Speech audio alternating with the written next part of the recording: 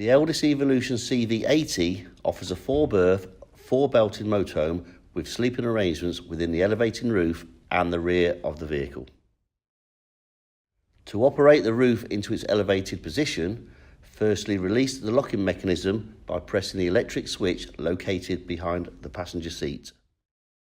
The elevating roof uses gas strut assisters to enable the easy operation of raising the roof.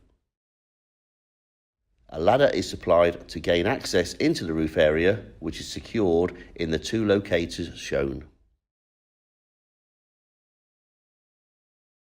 Once inside, there is plenty of room for 2 people to sleep comfortably. The sides of the elevating roof are equipped with fly screens and night screens.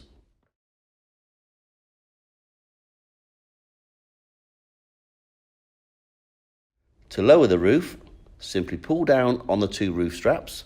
The locking mechanism will lock automatically.